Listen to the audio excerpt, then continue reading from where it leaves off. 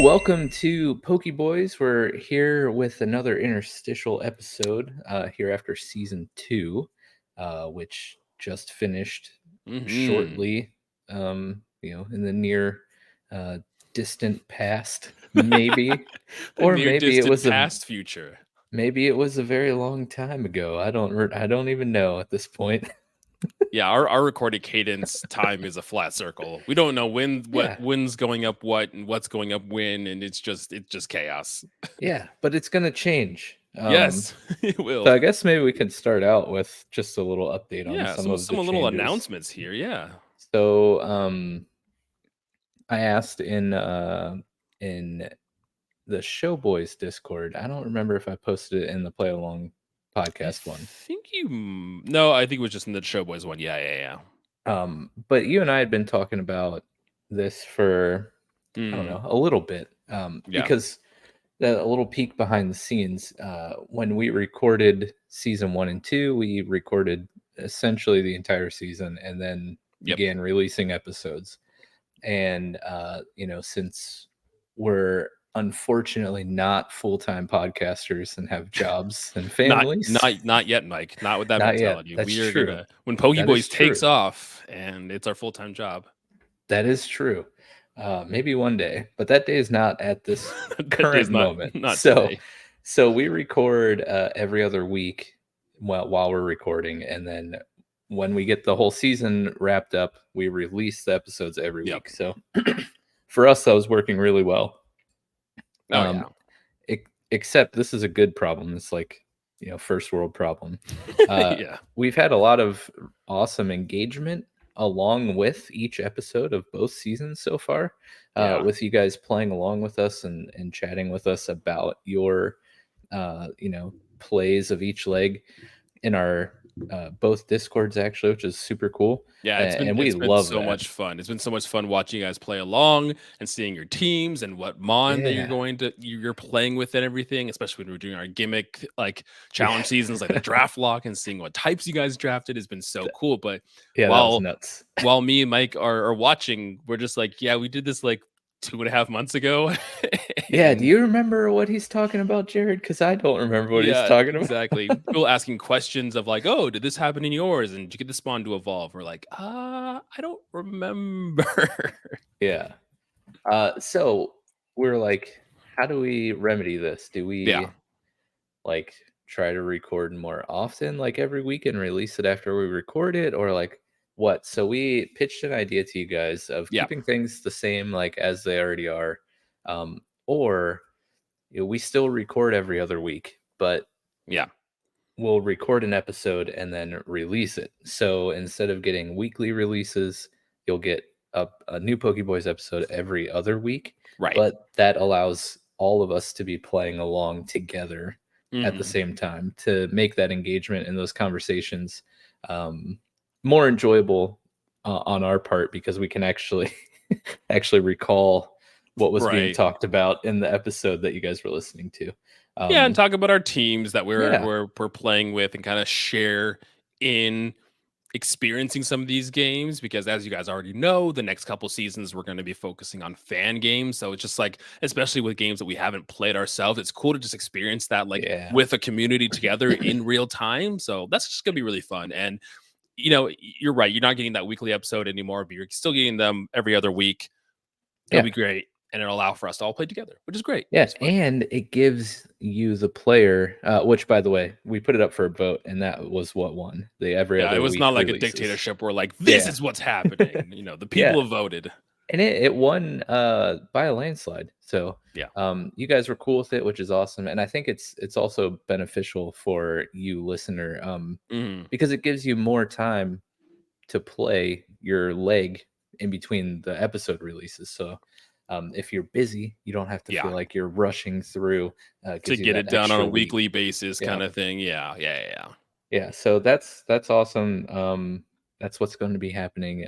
We also in a late development today, we discovered that they're actually about to release a new version of Pokemon Infinity, which was the which game that is Jared selected for season 3. super cool and kind of interesting timing that that's what we were gonna pick, and then you like had happened to reach out to like and talk Yeah. with some of the people about it. So it's funny that kind of all lined up. Yeah, so I will not go into why I was in their Discord speaking with the Mm, developers, but I yeah. was in there and it came up that like, oh, well, we're literally bug testing like the final bug test of version 3.0.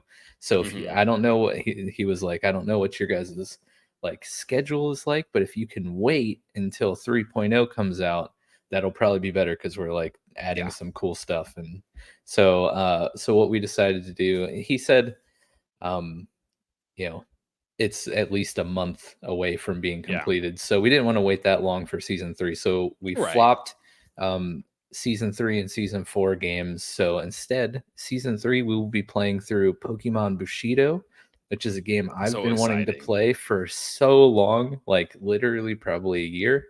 Um, and once Jared and I decided to actually go forward with PokéBoys, I was like, okay, I'm Mhm. definitely saving this for a season of PokéBoys because I just think it's going to be really cool. So we posted the download link in Yep. So both that's there now. I guess we can go check Discords. that out. Yeah, so here's just the little like synopsis that you would see on the back of the box if this was an official game that you picked up at the store.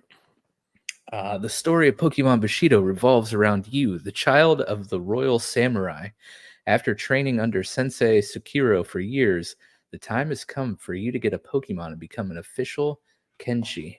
However, upon attending the Kenshi initiation tournament, you experience an unexpected turn of events, causing your journey to take you throughout the major villages of the Aisho region.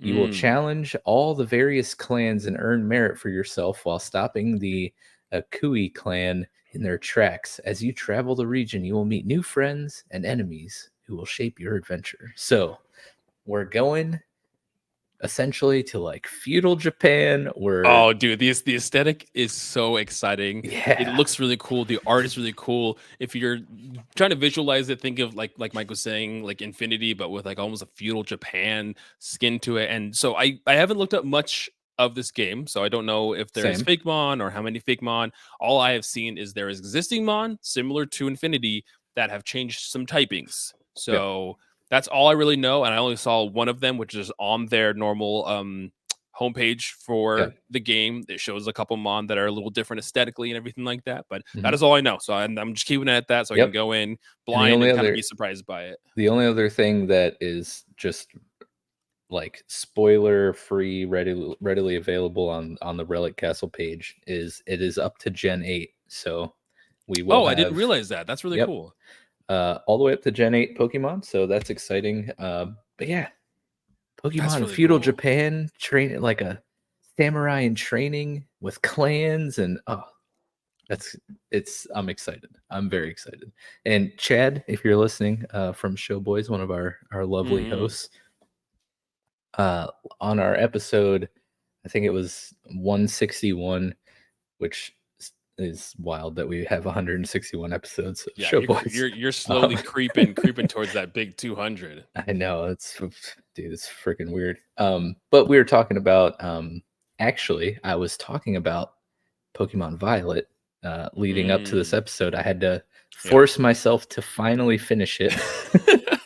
And in that conversation, Chad had mentioned, like he kind of wants to get into Pokemon. He never really Yeah. did. He played like Red and Blue a little bit, like way back in the day. And then I think it's Let's Go Eevee, and played Mhm. that a little bit. Um, if you're listening, Chad, I know this is not an official Pokemon game, which should be fine for you because you have a Steam Deck.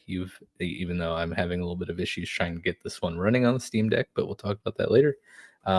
It's an easy to run on PC Yeah. uh, fan game, easy to find, but like it checks all of the Chad boxes because he's obsessed with Japan. He's obsessed with feudal Japan. Oh, He's there you go, obsessed with man. samurai, Check it out. and he wants to get into Pokemon. So I'm like, this has everything you need, You Chad. almost have to check it out now. You almost Yeah, have to play along with us because exactly. it's doing all that stuff. Plus, a lot of the times, fan games kind of fix a lot of the issues that the fans have with normal Yeah, Pokemon games. So there might be a lot of quality of life things that you're like, oh wow, this is actually really cool, or the pacing's actually much better, or yeah. whatever. And so you'll play this, and then you'll go play an actual official game. And you'll be like, "Wow, this sucks." Well, maybe we're just gonna ruin his Yeah, experience with normal Pokemon, having him that's check out the true. fan That's games true. first. But it'll be fine. It'll be fine. It's okay. Yeah. But what are we talking about tonight, man? I think we got pretty much everything out of the way. Yeah. What's on board for tonight? So tonight, I want in fashion of the Pokemon Teal Mask DLC coming out, and hopefully we still don't have a release date yet. It's still winter, but the Indigo Disc, I imagine, is Yes, around the yes. corner. I would expect maybe next month, maybe sometime November. Be interesting if they push it all the way to December, but it's winter this year is when it's supposed to come out. But Mike had talked about he hadn't finished Scarlet and Violet yet, and I was telling him, how I felt, and we'll get into kind of our feelings about Scarlet and Violet so far. But I was like, he has to at least finish it because the ending is something that I really enjoyed about the game. So I at Oh least yeah. wanted him to finish it. I didn't think the initial concept came from like, hey, let's talk about the DLC, let's talk about Teal Mask, but we didn't get that far into I'm finishing it. like, you Mike expect just me to get that cheek DLC? yeah. I didn't even finish So the cheeks game.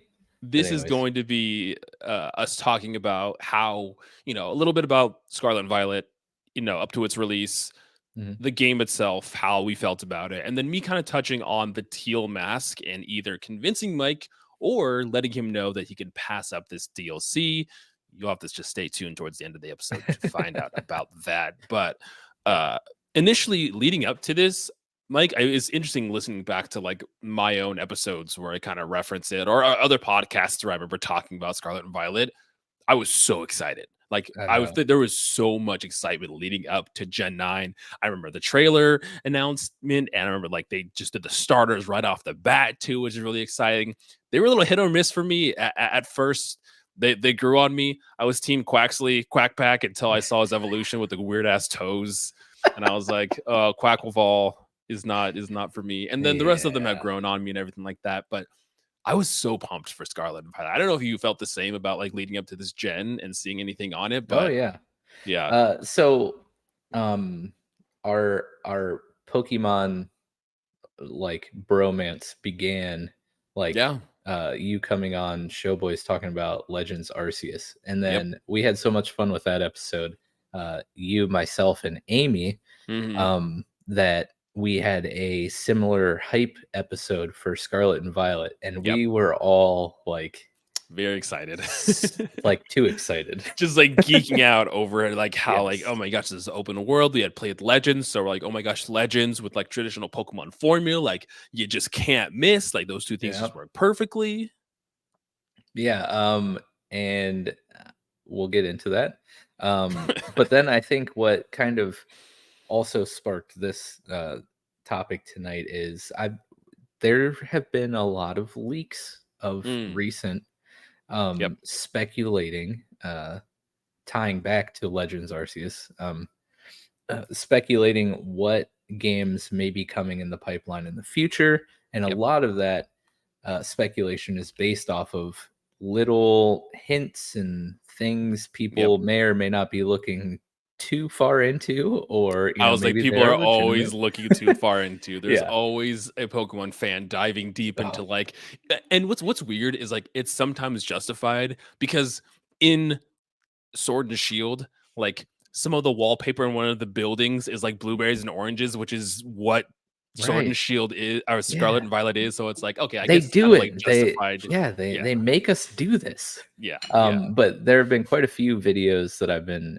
posting in Discord about yeah. what those could be, and of course, like my heart would just explode with pure joy if we get like a Legends Johto.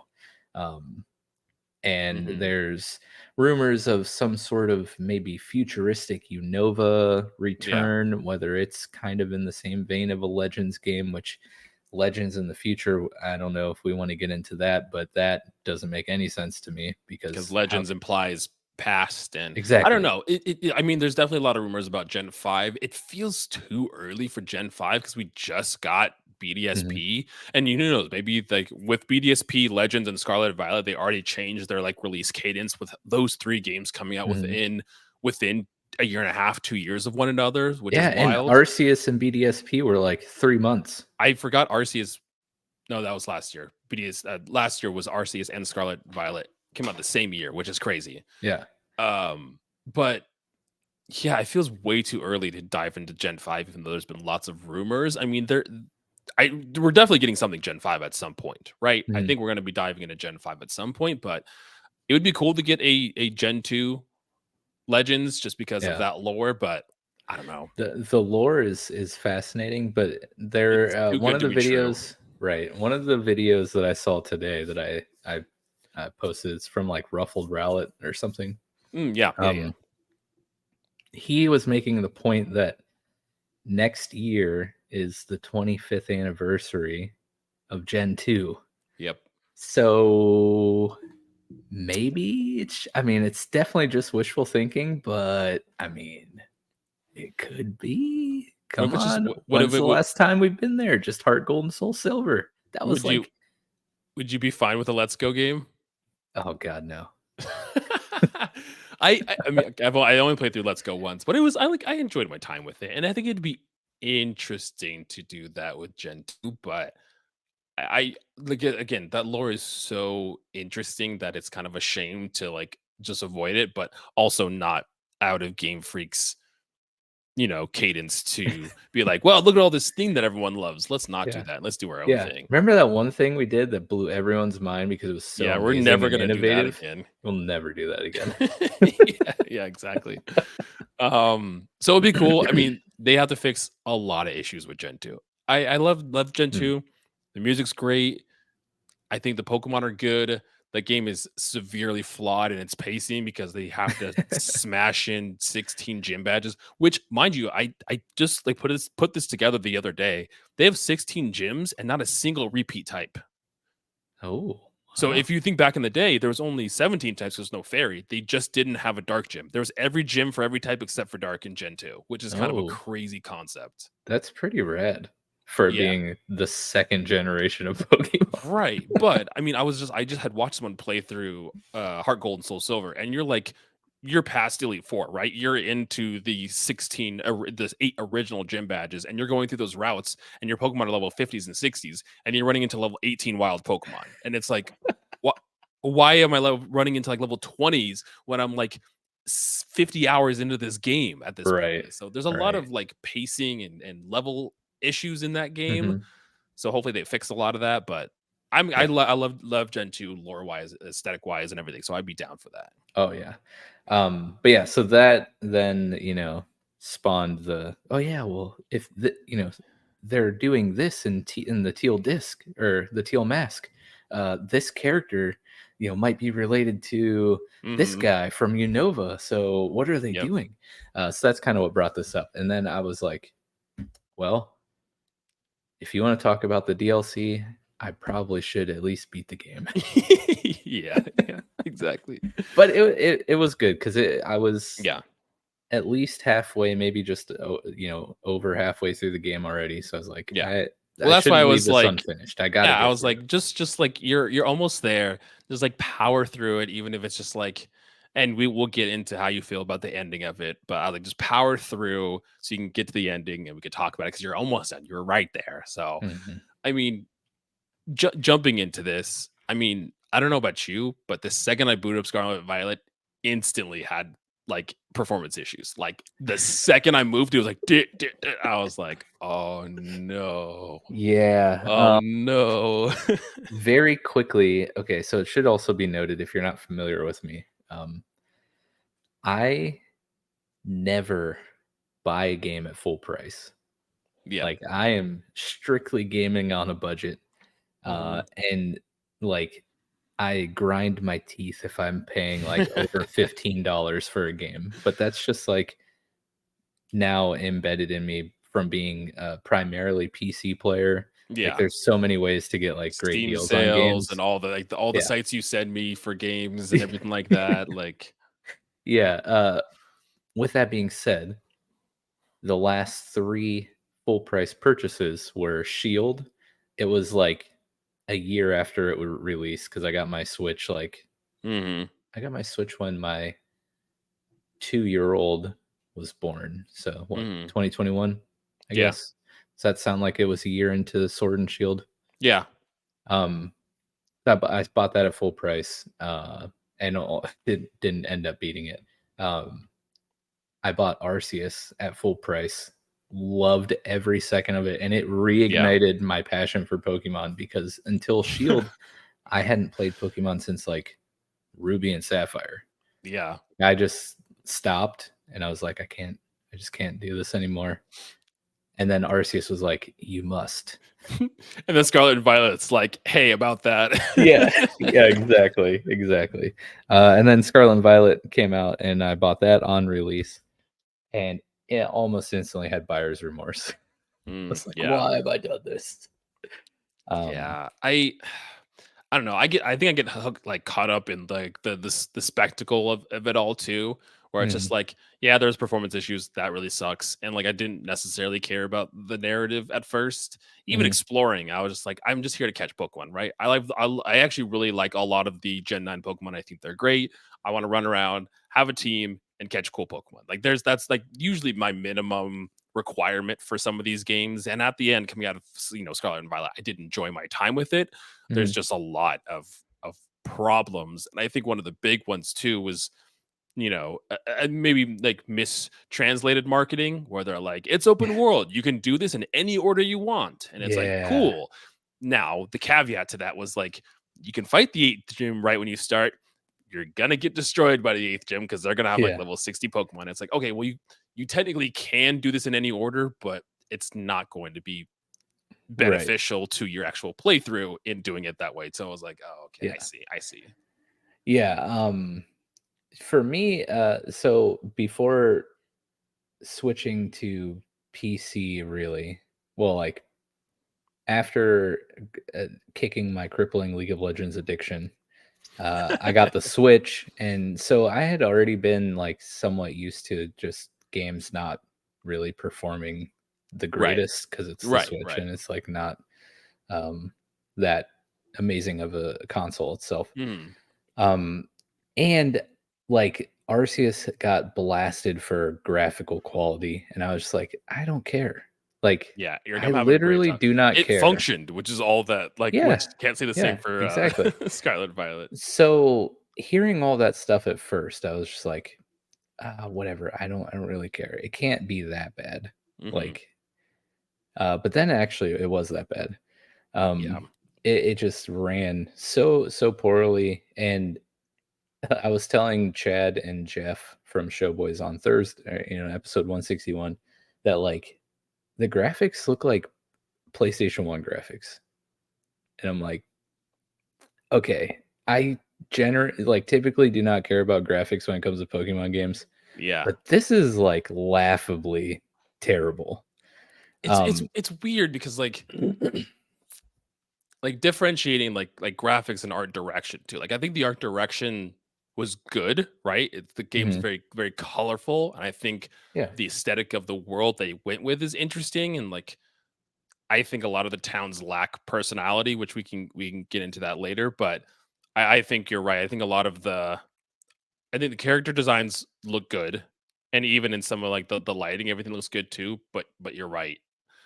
One of the first things you do when you meet Nimona, who's your like quote unquote rival throughout this, is you go to a lighthouse and she's like, "Look at the beautiful Paldea," and it's just empty and just like gross looking. It just it's looks empty and terrible, just squares and rectangles.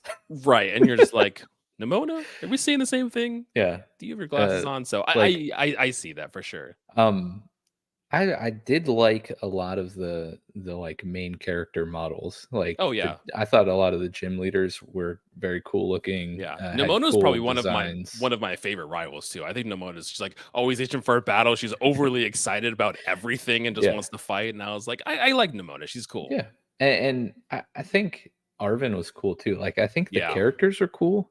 Um, I think just on the performance and graphic thing too. One of my big complaints that I was telling them.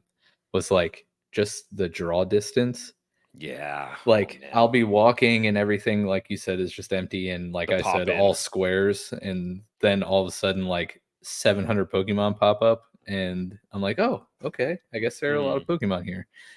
Which leads me to another thing that really disappointed me was, um, the overworld sprites were, for the most part, so small yeah. that, like, You I run through was grass and you're just like, oh, I wild was Pokemon like battle. yeah, I felt like a 70-year-old. I, like, had to have the Switch, like, 2 inches from my face to be like, "Oh, where" Big ex magnifying glass yeah, over like the yeah.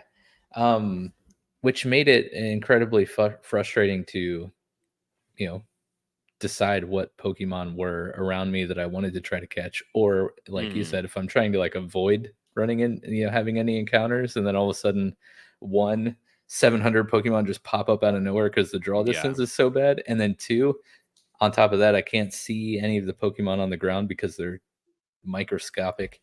Um, that was rough. Yeah. Um, and in a large part, I think the main issue for me with Scarlet and Violet was they tried to do everything, Yeah. and in doing that, they actually accomplished nothing in my Yeah. opinion. And again, I don't even think it's a lack of like creativity or anything like that, like ideas. I think a lot of that was there, right? It's just Mhm. like when we look at games like Breath of the Wild or Tears of the Kingdom or like Xenoblade Chronicles 3, these games that look amazing and perform amazing on the Switch. I mean, Tears of the Kingdom has some of its frame issues here and there too, but it's just like time. Like them not giving themselves enough time for these Yeah. games. And I know it's hard when you have a massive, I imagine, $1 million company like Pokemon where you have it's multifaceted where there's like a thousand gears running, and if one of these things stops, it's going to halt everything. And I understand that like that's a factor we have to consider, but it's almost just like if this just had like a year, 2, 3, like if this had just like a little more development time, I think if it was in the oven a little longer, I think it had the potential to be good. I don't think it's even the lack of the Nintendo Switch's power. I mean, it is a lesser console in terms of power compared to the other ones, but we see games that run significantly well and look beautiful on this system too. So it's not even necessarily an excuse for Pokemon. It's just they just didn't take enough time on it. And they're like, well, it's not done, but Gen 9 comes out now. So Gen 9's coming out Right. now. And it's like, okay, well, Right. So you talking about the the financials of Pokemon made me remember a ridiculous stat about their financials. They are the highest grossing media franchise yeah. in history. Worth total revenue estimation of $88 billion, which is almost double the second highest grossing media franchise, which is Mickey Mouse and Friends at 52.2 billion. But Wild. it does it Star Wars 46.7 billion, which is a massive franchise. So like Marvel, the MCU, 32.2 billion, Call of Duty 31 billion, Yeah. Batman, like the most popular pop Yeah. culture like icon, Batman, 29 billion. So like uh if there's one thing the Pokemon company knows how to do, it is print money. Right. Well, and like And again, I don't even think like again, I don't even think that like money is the problem. It's just time. They're getting all their money because all these things are working. The cards, the games, the anime, the all of that. mhm, All of that's working together. But it's because all of it is in a very tight schedule and it all like releases when it needs to release and has to coincide with each other. Imagine if like Star Wars oh gosh, what's the Jedi Survivor. Imagine if that like had to correlate with one of the Star Wars movies. If it had to release around when the other Star Wars movies yeah, released, or if like any of the like Spider-Man 2 comes out in from a recording on Friday. Imagine if that like had to correlate with a cartoon or a movie or a card game that comes mhm, out too. So like I get it, but and the thing is, they know that even if this doesn't perform well, everyone's gonna buy it they'll anyways. still sell because Scarlet and Violet was incredibly successful financially. Like if you Mhm, look at it, if you hear all the conversation about it, which granted, I imagine the conversation we are having we're the very vocal minority. A lot of kids and a lot of people playing Pokemon Scarlet and Violet don't care. Like they're Right. playing Pokemon. I have a younger brother-in-law, and he's 11, and he's loves Pokemon. Played through Scarlet and Violet, loved it. Has like 600 hours or something in Pokemon Scarlet, which is wild. He That doesn't is care. He doesn't care. He ridiculous. doesn't care about the frame rate. He doesn't care about any of that stuff, and that's where that's making money. So I understand we're the vocal Right. minority, but it's just like they know that it doesn't matter. We're the vocal minority. Will cry and whine about the game, but they know that it's still going to be ridiculously successful because people are going to buy it still. It doesn't matter. Yeah. Yeah, for sure. Yeah. And to your point about like the open world nature of it, and it like just be like psych. Yeah. It's the most open world linear game there is. Well, and it's But that is one of the things also that frustrated me because you're yeah. like you tag it as like again Arceus. They didn't really say open world, but Yeah. that felt no, it didn't feel more open world than this. But this one they like explicitly said open world, Yeah. and They use those terms exactly, which got everyone like yeah, in a fit because they said right, they didn't say that with Arceus, and so like okay, now we kind of understand what this is. yeah. And then they're like, but we're still going to force you to go in a very linear Yeah. fashion. Well, again, it's like you can do this any order you want. I mean, you can't, but you could. Like, you can go tackle that eighth Technically, gym. you could, Technically, you can go but fight the eighth gym right now. You're gonna yeah, get destroyed and have to do gyms 1 through 7 to get good at that yeah, point. But and it's not even that. Like I guess like as you get to the middle of this game, there is some openness to it. The linearity kind of opens up a little bit once your Pokemon can get certain levels. Like you can be in the like 40s or 30s or 40s and it's like fight level 50s and be moderately successful depending on your team comp and mhm, everything like that too. But yeah, it was and again, I think it was you can tackle any of these things in any order. You can do the gyms first, you can do the star battles first, you can do the Titan battles, and you can do any of those however you want. And that's kind of where like yeah, this is what they meant by that message. So I was like, yeah, yeah. And honestly, that was my approach because again, like they just tried to do so much in every aspect of this game. They yeah, tried to do so much. Um, my approach was Titans first because I had mm, a minor and maybe still do cloth obsession. Love that guy. Kloof. Kaloof. Maybe one of the best gifts to ever be created, like Yeah. in the midst of an episode. I was there. I saw that happening in real time. Yeah, it was awesome. Um, I did the Titans first, and then I did most of the star bases, and Mm, then I was just like, I'm just gonna intermix, what I have left over. yeah, Um, but to your point of the towns kind of not having personality, I think again with yeah, real doing too shame. much, I think like they made the the world too big. Yeah, because I mean, Um, say what you want about Sword and Shield, and I don't know how far into it you actually got, but like that world is like bursting with personality. Like those cities and those areas you go to, even like some of like the cave systems and the routes, all are interesting. mhm, And obviously, game's more linear. Wild area is pretty barren for an open world section, as we've seen with like Legends, Arceus, and more games going forward. But just like man, I couldn't even like tell you anything about aside like Mesagosa, like or whatever the main big city is called. Like none of the ones did anything to stand out. yeah, and the towns and cities were huge, but also like I felt Empty. like I was walking through like a prop town of just like Yep. cardboard storefronts. Yep. And then yeah, I kind of feel bad because I'm not typically one to complain or find the issues with something that I'm consuming, whether I'm watching or Yeah. playing, because my aim is always to enjoy what I'm doing Right. You're gonna because focus on the things you hey, enjoy about it. exactly. Yeah. But this one's just hard. There's just so much.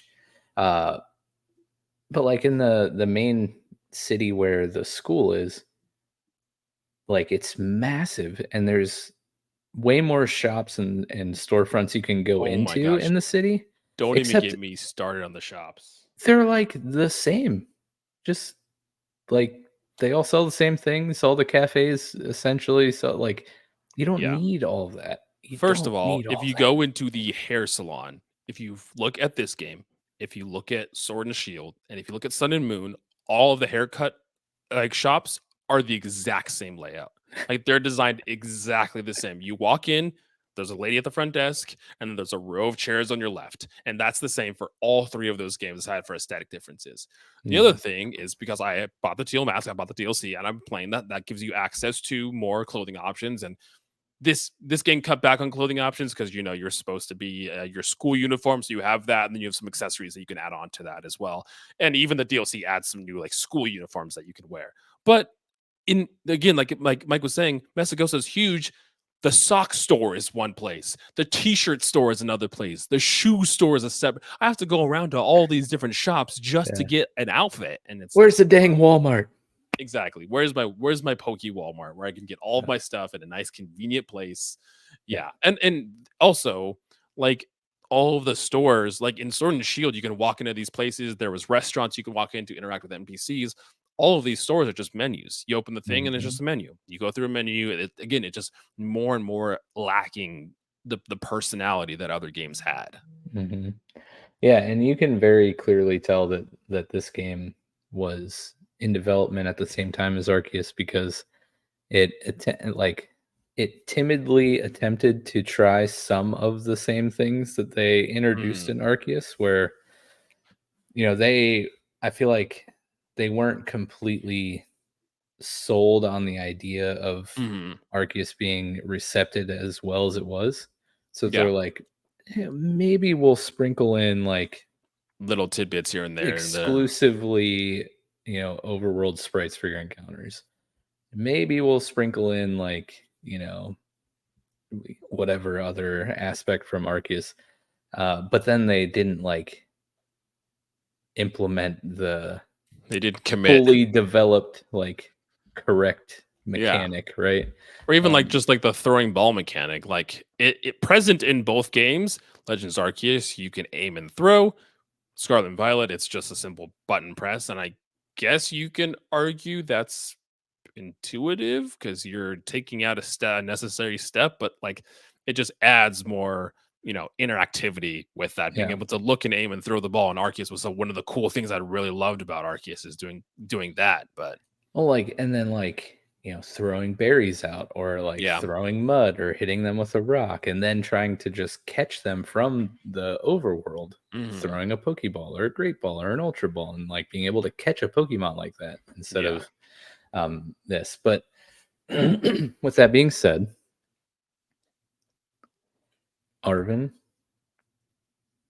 my dude, boy, my boy Arvin literally breaks my heart. Arvin is what such a a good gr- storyline. dude, what a great story. And not even like when I was going into this, because you get presented with three individuals, stories you kind of follow that each kind of coincide with the three individual, like call them gimmicks for this. Nimona being focusing on gym battles, Penny being focusing on the star fights with those guys, and then Arvin being focused on the Titan battles. And it's like, okay, you're fighting the Titans with Arvin, you making sandwiches for some reason.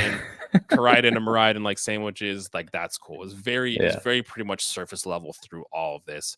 But as you start going down, you start getting towards the end game and breaking down Arvin's story. Spoilers for Scarlet and Violet if you haven't played it. So skip like however long, pause for a second, whatever. His story is so sad. The whole Yeah. idea of him, longing for his parent is the professor, which is, absent in most of this and infrequently comes in here and there to chime in. That the one moment that got me is when Arvin finally hears you talking to the professor on your Rotom phone or anything like that, and is trying to like acknowledge the professor, and whether it's his mom or dad just doesn't pay attention to him at all. And it's always the idea of like they're like caught up with work, and they're always in area zero working and never have any time for him. And that's Mhm. why his partner Pokemon, Mabostiff, I think, I don't remember his Yeah, Pokemon name. and I always wanna call it Mastobiff, but it's Mabostiff, you're What's the right. preview called? What's the little one called? Oh, Mastiff and there you go. Mabostiff. Mabostiff is sick. And the Urban Mystica, which is what we're collecting from the Titans, is going to make it better. But the reason why he's so attached to that Pokemon is because that was the only thing that was there for him when his parents weren't. So surface level, just that crazy. Like I already like a heart wrenching, like good storyline that I don't think I had seen. Like, Arvin's story alone like helped Scarlet and Violet's story for me and like bumped it up to like some of the top 10 or top 3 best Pokemon stories that I have played. Yeah, because the star base storyline, pretty dumb. I mean, and your the Nimona storyline is like your classic. yeah, Nimona storyline normal. The Star Road, whatever, is like in theory good because a bunch of kids that were bullied, so then like they rebelled against the school that weren't like helping them from being bullied and were just rebelling against the school, but they just wanted like attention and things like that. So like I guess like diving into bullying and stuff like that is Morally, interesting, like, but good, but I use this I use this analogy a lot. Okay, so I'm a Christian, Yep. but I oftentimes rail on Christian media because it's terrible. Yeah. Like Yeah. the heart, like most of the time, like the intention The intention is is there, but good. the The the execution is terrible. yeah. So I'll use that analogy with the Penny and Starbase Yeah. like storyline. The tension's good. Like the moral of that story, of course, is good. You don't like bullying, and it's cool how they like band together and form those friendships and stuff. Mhm. But like the school director going Oh, in disguise as Clive literally made me oh, want to jump out Clive. this window. Yeah, it was really bad. And then like the mechanic of going through the base and just not really battling Pokemon, just I was not a huge fan of throwing your Pokemon out and letting the auto battles happen in the Mhm. overworld. And then when the first Starbase I went in, I was like, oh, I gotta beat 30. Okay. This is Yeah. gonna be cool. And I can only take 3 Pokemon in the fight the whole time. It's gonna be Yeah. awesome. And then I go in there and I'm just chucking them and like running So, through. like, I thought that was going to be interesting, right? And it was if 2 factors weren't present. One, it's the exact same for all 8 of those. It never changes, and it's the exact same. So it gets boring after the second one. 2, the game can't perform well with a normal amount of Pokemon on the screen. You add in, like, It's so true. 15 at once, and that frame rate is just skyrocketing down. So not only did they just repeat the same boring mechanic over and over again, it just did not function when you tried doing it Yeah. either, which was just a shame. And I thought like the idea of the star bases were cool.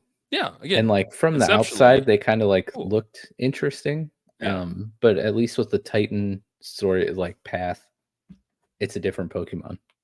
And yeah, like they have different like fight mechanics. And yeah. then of course the gyms, we know that. But all that being said, uh Arvin's storyline is so good. And then when you get to the end, Bro, it's just like, oh, you thought that was good. Let me the just escalate this times like right. 100. Well, let's focus a little bit on Arvin's story here because that's what I enjoyed the most. At the end of this, you gather your team together, Arvin, Penny, and Nimona, and you finally go and tackle Area Zero, which is what's been kind of looming over you this entire time. This big crater in the middle of Paldea, and what is it? It's covered by fog. And let me tell you, the score getting into Area Zero, Don't even some get of me started. some of the best Pokemon score. It was so good. I had not heard it. I went on to Switch It Up podcast and I talked about the game. I hadn't played the ending yet.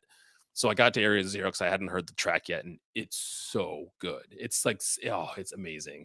Dude, I listen to lo-fi playlists of Pokemon music all the Yeah. time. Okay. That's like maybe my third most category, like listen to category of music. Hmm.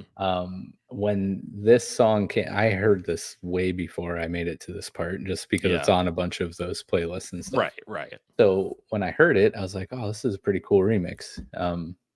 I wonder what the original like sounds like.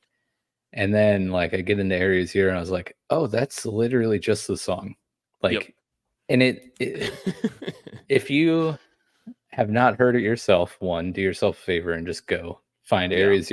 Area Zero OST, like, and enjoy. If you're not like typically like a Pokemon player. Like, Mm. one, how did you make it 45 minutes into this episode? Yeah, Uh, exactly. two, you might not understand that music in Pokemon games does not sound ever Like like that especially. 0% of Pokemon music in game sounds like the Area Zero. I don't know why I can't say zero. Area Zero song here. Uh, and so like I just walk in and I'm like, this is literally the single greatest piece of Pokemon soundtrack music that has Yes. ever been created. I was trying to see because I know that Toby Fox, Undertale fame, had Mhm. done a lot of composing for this game. I was trying to find he did the Terror Raid battles, he did the Academy Ace tournament, Battle Zero Lab. Oh yeah, Fox also composed Area Zero, which he was rearranged by a Pokemon composer. Fox also apparently wrote a majestic theme melody for the song Academy. So he helped write Area Zero and it was kind of rearranged afterward by one of the Pokemon composers. But I could tell that like there was like It's so something good. involved. Well, again, the Pokemon company is usually so reserved with like having other companies like do things. I mean, we recently got that with like BDSP being developed by a completely Mhm. different company, but just like bringing in new fresh eyes, even like a different composer, like look how much that can like change and bring some. I think that was the thing that stood out so much. It was so different. It was so Oh yeah. and again, and I think seeing or listening to it in game, like culminating up to that point, running through Area Zero. Area Zero is also extremely cool because it's an interesting area. It's different. It has a wild sense of verticality that we really don't see in the normal map of Paldea. Mhm. And it has obviously Pokemon that aren't normally around the normal land. So it's like going around and seeing cool Pokemon that you don't normally spawn in there, which Yeah. is also really cool. But dude, that track is just Yeah, it's like epic and majestic and just literally slaps you right yeah. in the face. But let's rip up the band-aid of Area Zero and Arvin's story. So as you're descending, you're hearing from the professor, and the whole time it's something's wrong, right? Something's happening, Mhm. something feels a little fishy, the professor's acting weird. Yeah, he's like, first you gotta unlock these 4 locks so I Yeah, can get out of this." And we're like, yeah, "Why are you locked in anything? That's super weird." is a little fishy. But Mega sus. it turns out that the professor we have been talking to this entire time is actually like an AI android built by the original professor that shares the professor's memories as well, which wild. And Mhm. the original professor died. Yeah. One of the labs collapsed, and the original. So Yeah. Arvin's like sad because his parents won't like give him attention, and the reason why his parents won't give him attention is because they're dead, Yeah. which is They crazy. literally can't.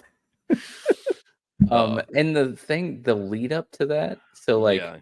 obviously, really start to get a little sus about what's going on, um, but as you go through each of the little abandoned labs to unlock the 4 locks, there's, like, little notebooks in there that have a couple Hmm. sentences of, like, what's going on, and you're like each one is getting progressively worse, and, the last one, is tragic, and Yeah.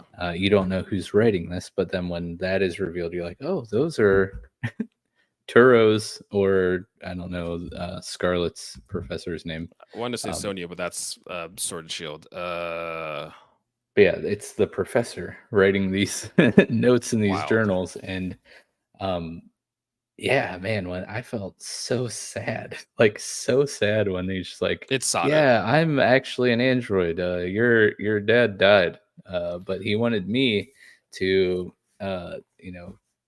care for you. That's Yeah. why he gave me all these memories." Well, and that's what's wild too, is we still don't actually have a lot of those questions answered, right? Terrestrializing what really happened to I mean, Arvin has two parents, the Professor Sada and Turo, but where's the other parent in the corresponding games or the opposing games, right? Mhm. Um, but the AI is like was set up to try to like stop itself and then it becomes like evil and then you have to battle the AI and everything like that and the giant like terror crystal dome like Yeah. it gets Which crazy. looked absolutely horrendous, by the way. Which, if it was on anything else that wasn't a Switch, it probably Yeah. would have looked amazing. Um But yeah, the whole story of Area Zero, like he's I forget exactly what sent them down there to do the research, but he found that there's a essentially like a portal that Yeah. Pokemon are coming into Paldea from the past And then or the imagine the future. future in Violet, Yeah, correct? so in my game it was the future. Um, and so they're down there researching it, and in doing that they notice the Terra crystals, Yeah. and that's somehow linked to it. Um, but they're trying to stop this portal because the Pokemon that are coming in, the Paradox Pokemon, are like strong, and if they get up into Paldea from Area Zero, it'll like disrupt the whole Yeah, they can ecosystem, wreak and it'll be havoc and bad whatnot. news. Yeah. So like Jared was saying, that the AI professor is like, um, yeah, we gotta like stop, we gotta shut this Yeah. down Well, because this could be bad. yeah. Heath, which is one of the characters, we don't see him in game, but he's mentioned throughout some of the text and everything like that. Some of the first person to see a lot of these paradox Pokemon, and references who we now know as Terapagos, which is the legendary for the Indigo Disc. But in one of his journal entries, you can see a Terapagos or a form of Terapagos in his drawings, or what Heath at least had initially thought it would look like. Because if you look in some of his journals too, he has drawings of a Great Tusk, and he has drawings of some of the, we've already seen them, like the Suicune and Raikou Entei, but they look a little different, right? Great Tusk doesn't exactly look like Great Tusk that we've seen, and in his journals, the Raikou Entei and Suicune are all fused into one Pokemon, where we can see now they've are individual. Same thing with the Virizion. So like his drawings of Virizion, Tracheon, and Cobalion are all fused into one Pokemon too, which is interesting because so far we've only seen them separately. So I don't know if we get a Mm. fused form, or if like the concept and the idea is like this portal machine Tropicos is like can create dreams, and it's like Heath had like longed for seeing some incredible creatures, and like he had almost conceptualized these paradox Pokemon, which brought them into existence. And there's a whole crazy lore with this game, and with all the things that we don't really have answers for. And this kind of nicely leads us into the DLC, the Teal Mask and the Indigo Disc. One of the things that, so I'm close to the end of the Teal Mask. I haven't quite finished it yet, but what I really enjoy about this is, separate from the DLC we've seen before in Sword and Shield, those were kind of two very independent stories. Hmm. Teal Mask and Indigo Disc follow one another. When you finish the Teal Mask, it says to be continued. So the story continues Oh, in the Indigo Disc. The two characters that you meet, which are Kieran and, oh gosh, oh, I'm blanking on the girl's name. Oh gosh. But both of those characters show up as well in the Indigo Disc. So it's a continuation, which I think is really cool, because I like the idea, which was more motivation for me to get this, because I wanted to see how this story continued and unfolded between the two DLCs. Um I'm trying to see I'm still trying to look at the character's name. Oh, Carmine. Carmine and Kieran are the two characters that you find, and they're from Blueberry Academy, which mm. is where the Indigo Disc takes place. So when you meet one of the other characters, who is a descendant from Heath, is what she says. She's the one that directly tells us that Blueberry Academy is in Unova. They say in the text, they directly say that in the game, that Blueberry Academy is in Unova, which is where, initially a lot of this Unova conversation came. Speculation. Yeah, they're like, "Oh, Blueberry Academy's in Unova, you say? So we're gonna Yeah. be going to Unova." Briar, or whatever her name is. You also run into a character named Perrin in the DLC, who looks exactly like Adaman from Legends Arceus. Like, looks just like him. I think he shares some of the Pearl characters qualities as well between the two of them, which is really interesting. That Hmm. there's some little bit of Legends Arceus crossover coming in here. Um, so we had talked about Pokemon Sword and Shield, Scarlet and Violet, and its performance. And let me tell you, if you thought it was bad, it ran even worse in the Teal Mask. Oh no! How?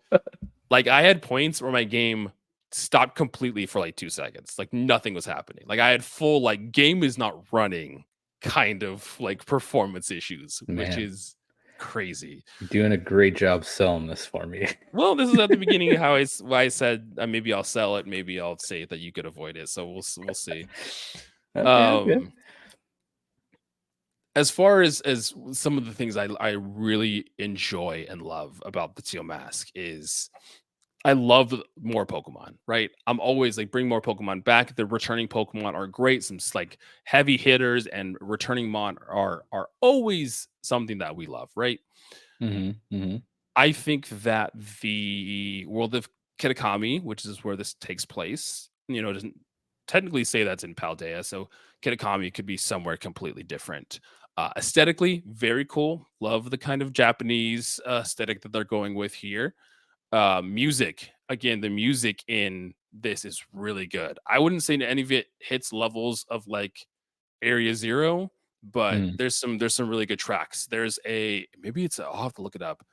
I almost think it's like a remix of like the Gen 2 Wild Battle music, Speculation.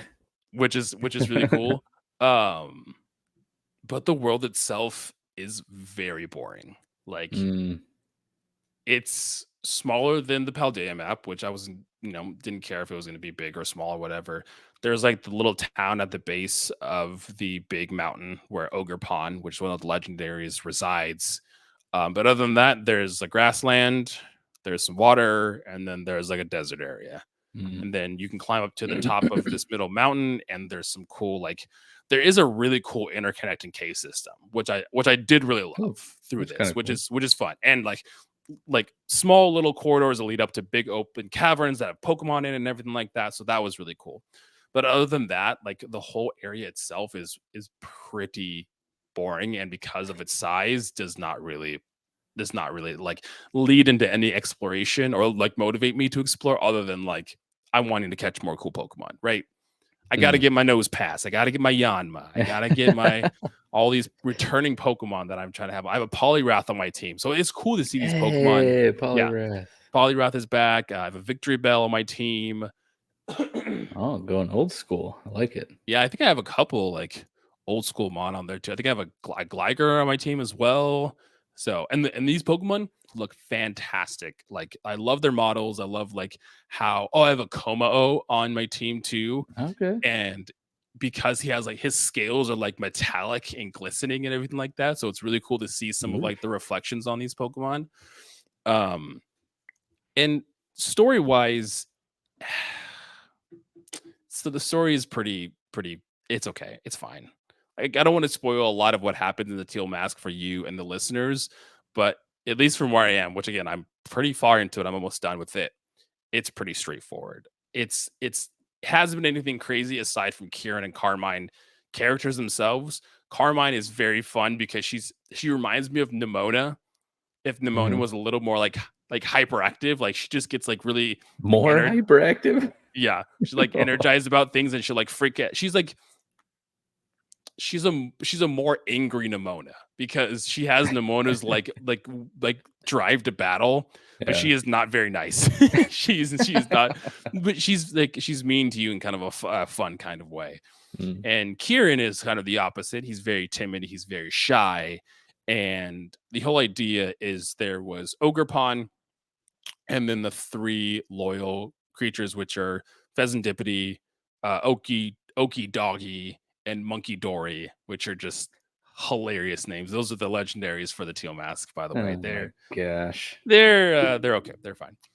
But Ogerpon is this evil ogre that came to like attack the city, and the loyal three is what they called drove the Ogerpon away, and Hmm. that's like the initial. And that story is a little more complex and breaks down as you get through the DLC, which I actually did enjoy.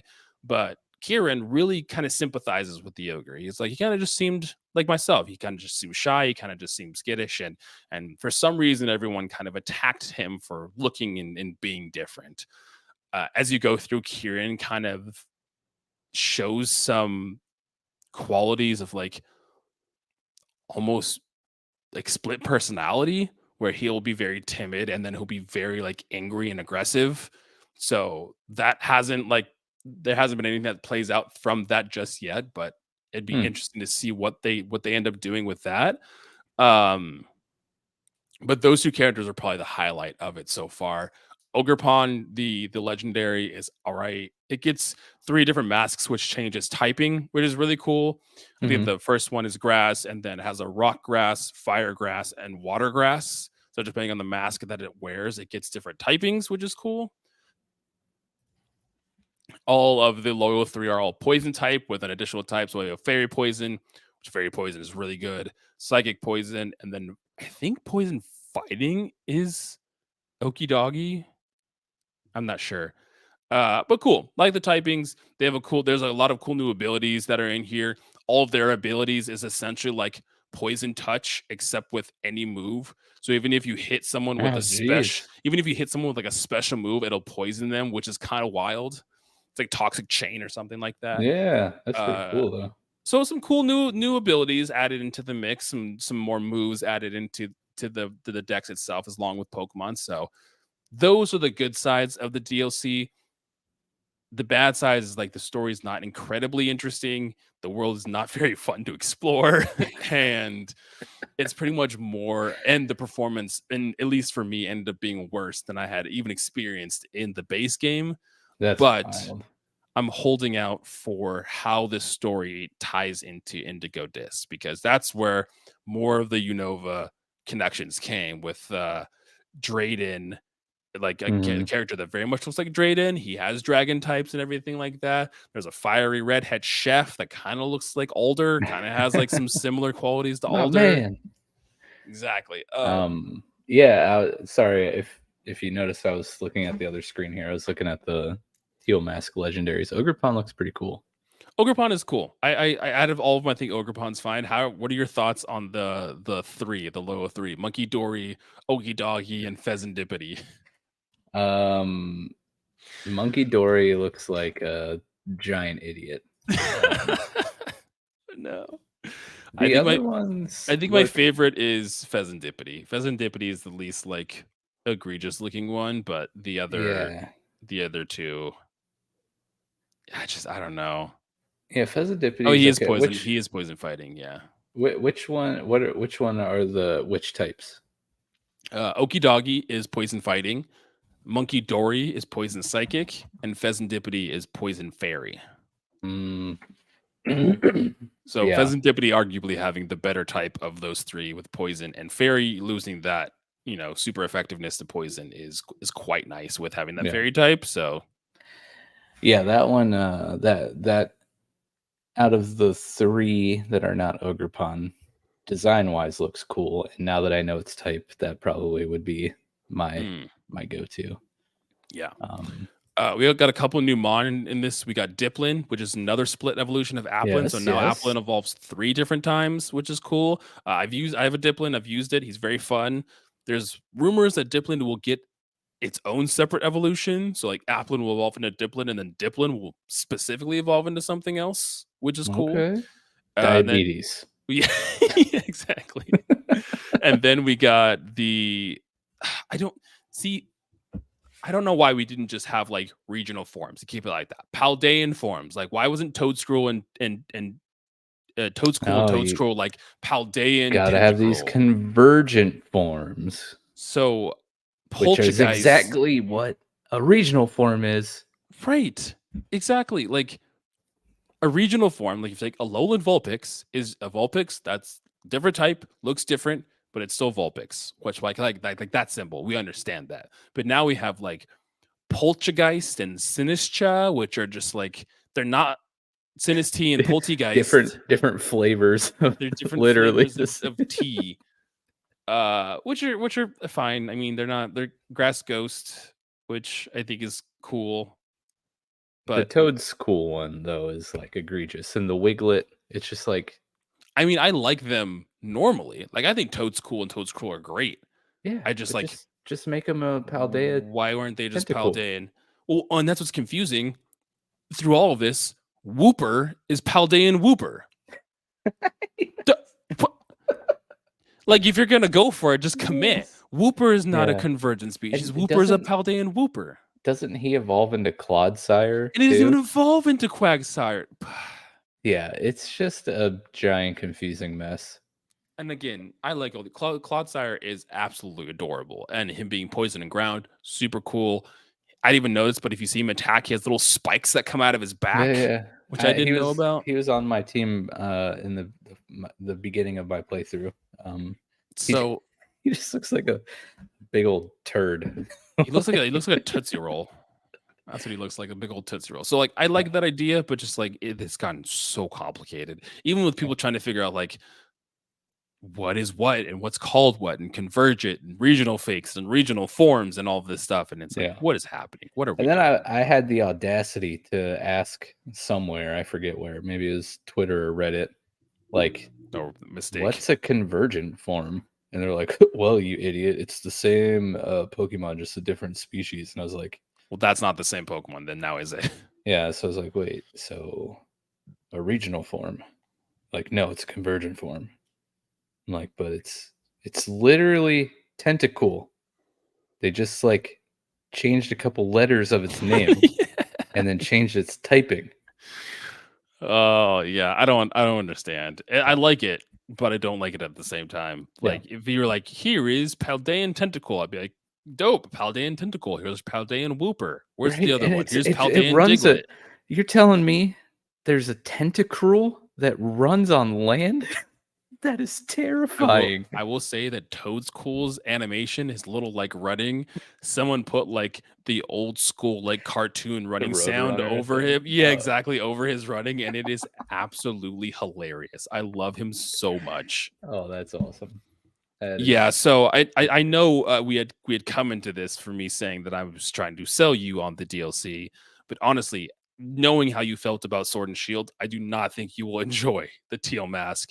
That can change coming the Indigo Disc, and they are one package now. I think it's maybe 30 or bucks or so for both of them, so you can get both of them. So it might be a caveat of like, yes, the Teal Mask isn't great, but play through the Teal Mask and do Indigo Disc because the Indigo Disc is really good. But the time being, if you didn't like Scarlet and Violet, I don't think the Teal Mask provides anything to you that mm, will change your mind on this game. Again, right. it ran worse for me than the normal Oh game. no. So Yeah, and I guess my only glimmer of hope for you yeah, would be like, just remember, Arvin's story didn't like get super spicy until like the until the end. very And I end. have not finished the Teal Mask. Yeah. So So we have to do a redacted episode where I'm like, Mike, stop what you're doing. Go play the Teal Mask I right don't now. care if you can't literally play it. You must play it, You even though must you might not actually be able to play it. You You gotta must play play it. it right Yeah. now. It's just like cool. Like when I started, I scrapped my team and I caught a whole new set of team Oh, for the nice. new Mon, and then I just did that because I had Walking Wake on my team, which was like level 85 or something. And I was like, I did like two of the starting battles. I was like, this is way too easy, and I'm not gonna enjoy this. Let me just like box everybody.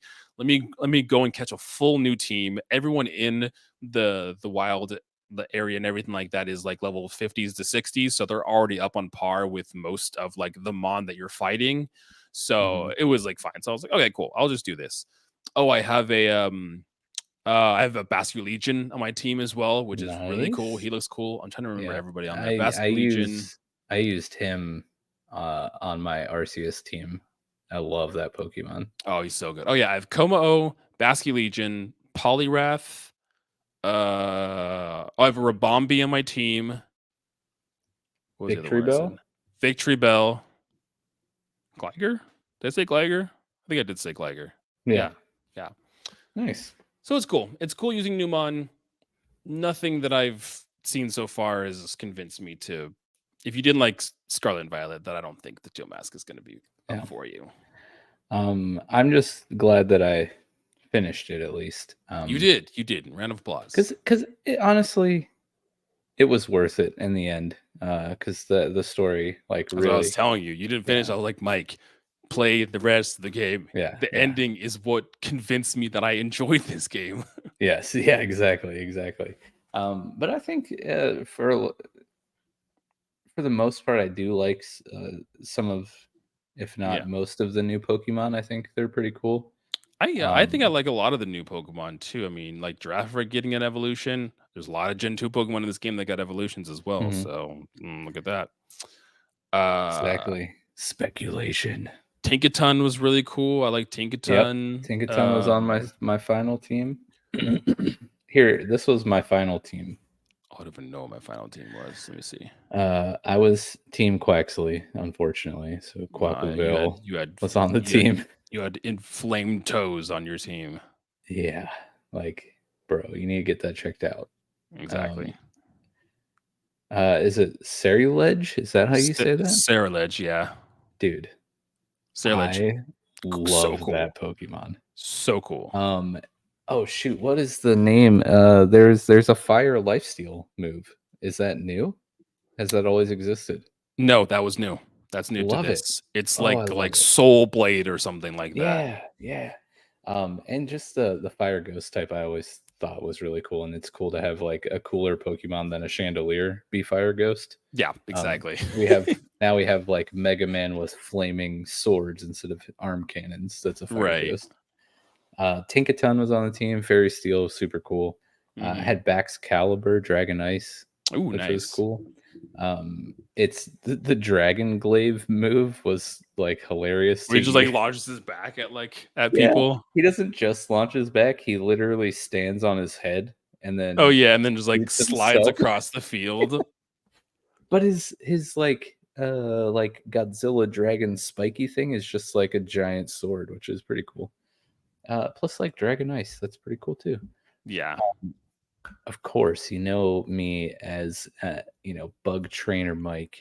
Yep. Even though in the season 2 battle I did get caught murdering a bug on camera, so I must. You saw it, and I made sure everyone saw it too in my editing. That turned out so well. I watched that back That so many was times. so I was like, funny. you just hear me talking in the background. You're like, I got the bug. Yeah, so I need to, I guess, release an official apology to all bug kind. I'm sorry that I was caught red-handed murdering one of you. But I had to have one on the team, and of course, I had Rabska, hmm Psychic Bug, and like I just never got around to using him. He kind of freaked me out, but a psychic bug is really cool. freaked me out. He's I just weird. I love it. Like his design is so cool. He's like the scarab that's holding like, Does he have like a mustache or something? yeah, huge mustache, giant eyebrows. Love it. Super cool. And then I had Meowscarada on there. But I think I ended up switching that out for, hmm what's the new rock poison type that you find in Area Zero? Oh, It looks like the like flower thing, and it's like floating. Glamora, Glamet, and Glamora. Yeah, yeah. Yeah. I fought one of those. I was like, "What in the world is this? I must have one on my team." I Yeah. think me. So I was Team Quackback, and like I told you, until I saw the final Evo, and I was like, nope, skirt, gonna avoid that. Went with Skeledirge. Skeledirge is definitely Yeah, in yeah. my opinion, the best starter. Meowscarada being second, and I don't like the Quaxley. Quaxley's great, but the final Evo was not. So I had Yeah. Skeledirge. I'm pretty sure I had a Garganackle on my team too, which he's just crazy broken. Like What is Garganackle that? is Garganackle? Is it's like that the rock the thingy? rock salt like Yeah, Pokemon. There's okay, okay, okay. Knackley, Nickelback or Knacklestack or yeah, Knacklestack was his name. And then Look at this photograph.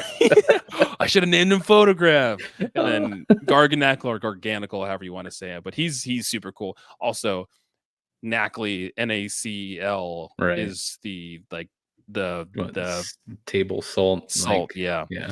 So that was cool. Right. Garganackle, I played with having Kilowattrel on my team for a little bit, but was super frail, so I ended up swapping him out. Same with Toadscroll. I had Toadscroll on for a little bit and Mm. swapped it. Tinkaton was on my final team. I actually had a Tatsugiri on my team, little sushi and No, everything, which as we know now is much better in doubles, but I didn't know that at the time. Who else did I have on my team? Oh, I had a great Tusk when you're in the desert area doing Arvin's yeah. thing, you fight an Iron Treads, I imagine, in yours, and then Yeah, Great yeah. Tusk in mine. So I had him on the team, and then I'm pretty sure who else do I have on the squad? I messed around with a Farigiraf for a while too. Oh, I had a Reverum on my team, which is, Oh, you know what's wild? Their hidden ability is Slow Start, which is just a terrible, terrible ability. So bad. what typing is Reverum? I think it's Poison Steel or yep, Steel Poison. Which again, Interesting. another good type. Super cool. Yeah. I despise the design of the like physical Pokemon. Mhm. You know, everyone knows how I feel about like objects that turn into Pokemon, but Steel Poison's really cool type. So yeah, I'm kind of glad that I ended up playing through. I agree with you. I probably won't be visiting Teal Mask at least at this point. Yeah. But hey, we made it through, and that's all that matters. You did it, and that's all I could. That's all I could And ask the for. at the end, like I said, it was worth it. It was fun. Yeah. But you know what is going to be super fun? Bushido, Season 3, Pokemon, PokéBoys. PokéBoys, Season 3, baby. Pumped. We're going to be checking out a fan game, Pokemon Bushido. Link's already in our Discord, so you guys can jump on it now. We'll let Mhm. you we don't know when we're going to start recording that, but as soon as we do, we'll let you guys know. And then we'll have our normal recording cadence as we have established now with, releasing episodes more closely or playing episodes and releasing them more closely to when they're actually happening. So we can also interact with you guys and do all Mhm. of that. Have every other Friday instead of weekly, which again also gives you guys time to play the sections. So you're not having to rush and play through ever even consider that. Like they're having to play through these games pretty quickly if they're playing Yeah. along. So this just gives you guys a little break. So Yeah, exactly. And with it being a fan game that neither of us have played yet, mhm. um, not quite sure how it's going to be broken down. So that's going to be kind of touch and go. Yeah, I Um, guess we could start off just like, I guess we could look at a walkthrough or something, but start off same thing where it's like covering 2 gym badges every episode.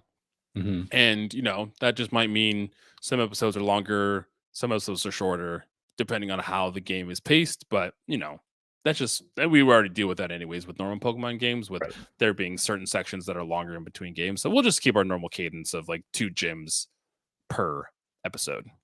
Yeah, looking forward to that.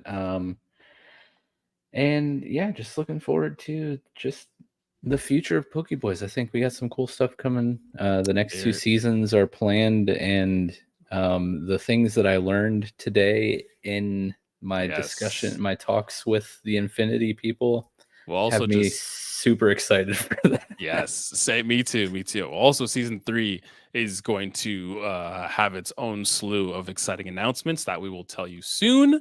But Hmm, hmm. until then, stay tuned because PokeBoys is here, baby. We are here and we are in full swing. That's right. We're about to make Um, this our full-time jobs. Give us money, Pokemon. Do it. Yes, no, we can't wait, and we're glad that you're enjoying it Yeah, and tuning in.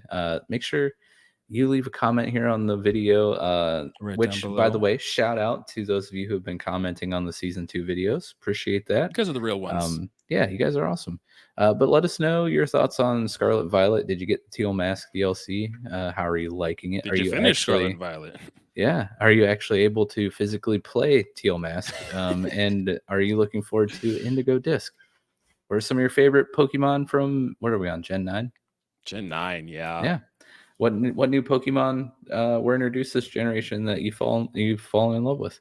Let us know in the comments, and we'll do our best to get back with you. And until next time, we'll see you in season 3.